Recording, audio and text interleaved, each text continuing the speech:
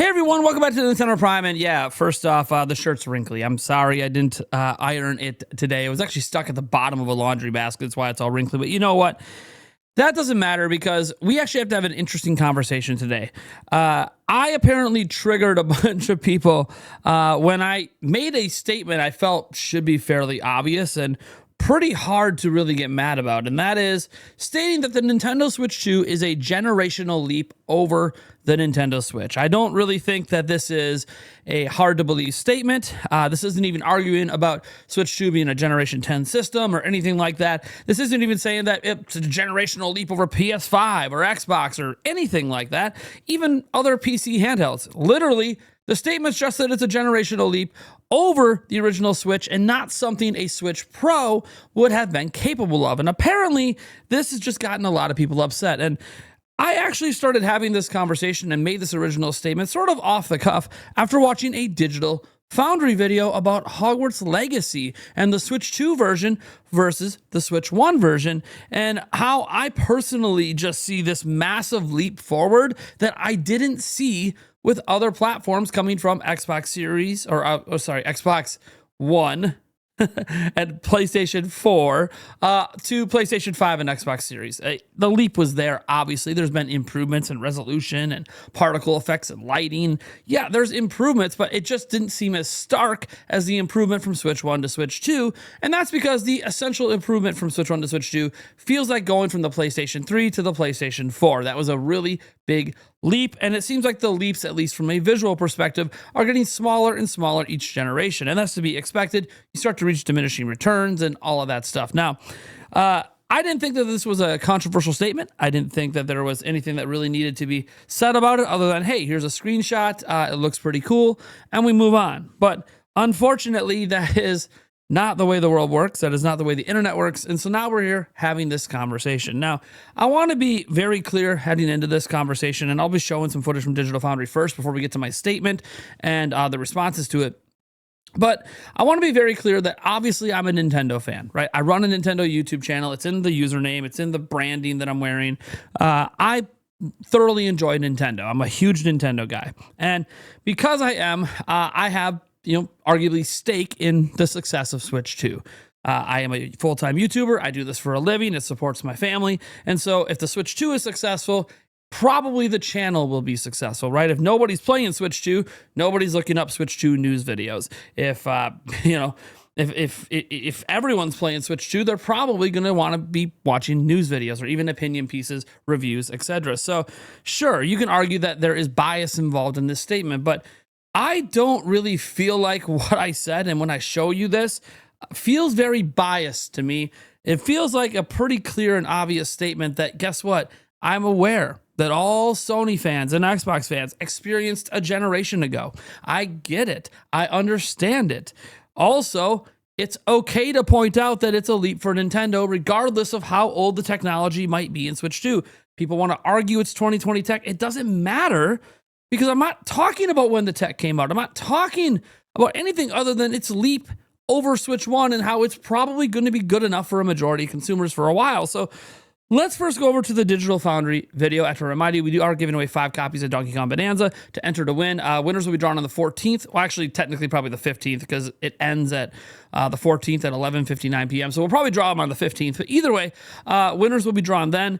You can go to the link down in the pinned comment or to the description to enter. And let's go ahead and get into this. This is the screenshot that I shared. I still have it up, but we'll go through more of the footage. This is the one that I shared on social media, showing the Switch 1 version on the left from the Digital Foundry video and the Switch 2 version on the right. A very, very clear, massive visual leap forward. Again, nowhere was I saying this is impressive compared to PS5 or Xbox. It's impressive compared to the original Switch. And you can see over and over again throughout this footage, just massive improvements from the left to the right.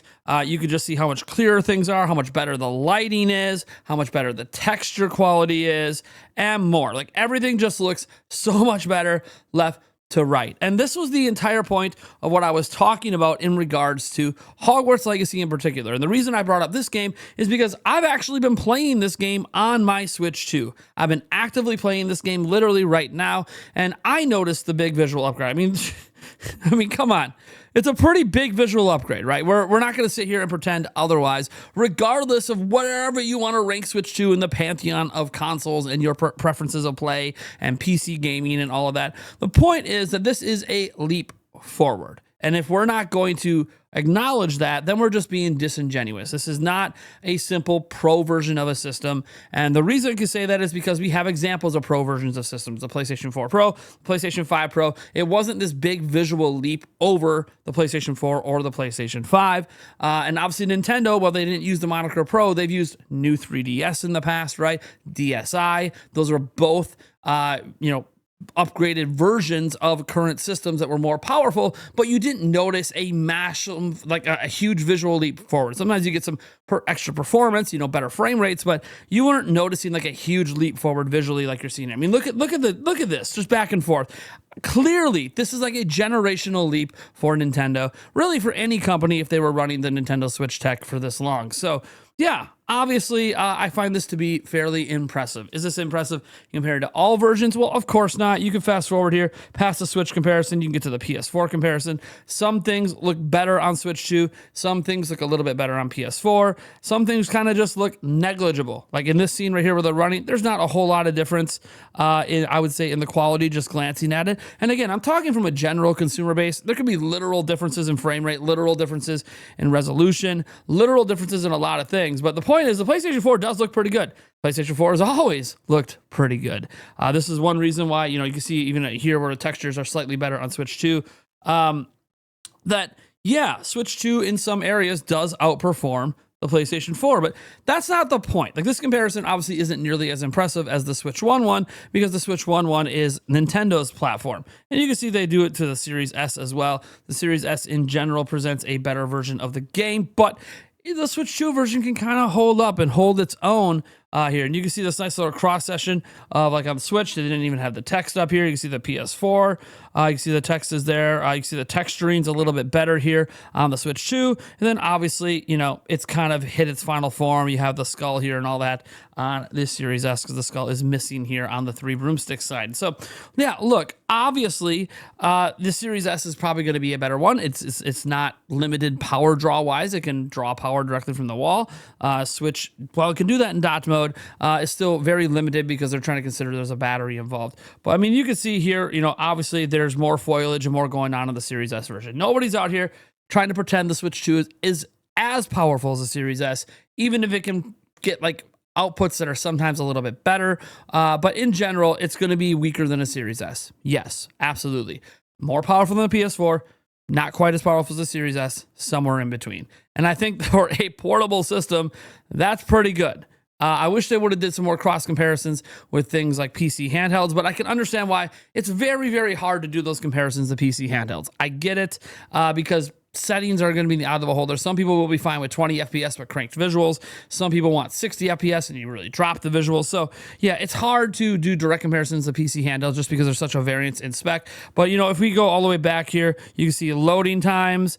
You can see where the Series S loads in 9.2 seconds. Switch 2 is 19.2 seconds. And this is Hogsmeade to North Forbidden Forest travel. PS4 is 40. You see it's half of that. So again, you can see it's between the PS4 and the Series S, even on load times. Same with the Forbidden Forest area. And you can see their analysis and conclusion, which, I'll link this down below if you want to hear their words and what they're saying and what's better. I mean, you can argue that is this better than the Series S with the fog light? I don't know. Obviously, it looks more detailed over here, but they just don't have that fog light. So again, to me, it's a very clear visual upgrade, a very clear indicator of the jump forward. Because I know some people played Mario Kart World and they didn't feel like it was a massive leap forward generationally. But then you can look at these third-party games that were on Switch 1 and then had custom-built versions for Switch 2, and you can see very clearly that this is a generational leap forward for Nintendo. Now, how does this somehow trigger people? Well, that's what I don't really get, but we're going to get into it because, of course, this happened over on X. You guys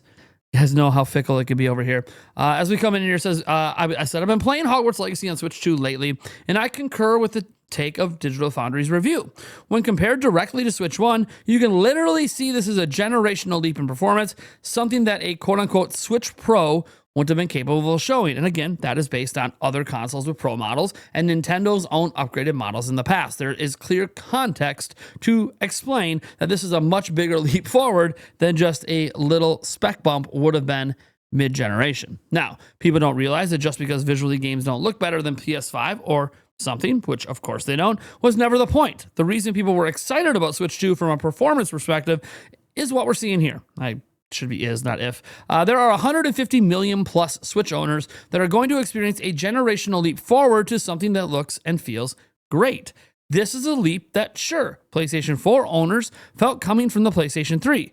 But what is often not talked about is a generational leap from PS4 to PS5. It didn't feel this drastic. Why is Switch 2 in a very healthy position? Well, this is why, right? What you see in this screenshot will make tens of millions of gamers very happy for a whole generation. The question moving forward is more so this. If Switch 2 is so successful, let's say it does over 100 million in sales, Nintendo is highly likely to do a Switch 3. It would be their first ever back-to-back gen crossing 100 million units. They like success. They won't just abandon it to change directions. Remember, we happened because Nintendo's direction with consoles wasn't selling.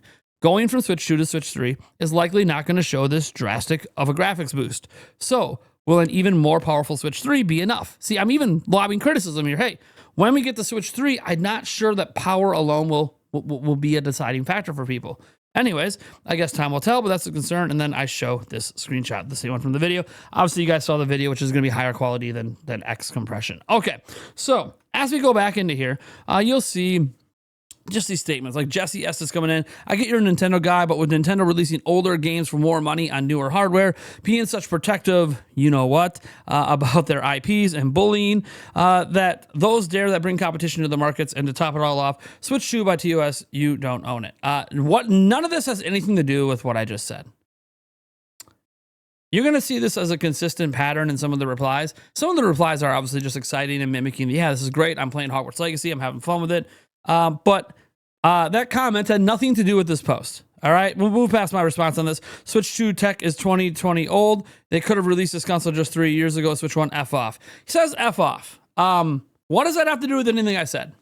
Again, why are people triggered that I'm saying this is a generational leap in performance over Switch 1? Why is this making people upset? And this person, me and him go back and forth quite a bit. He really, this who am I guy brings up a whole bunch of just arguments that make no sense.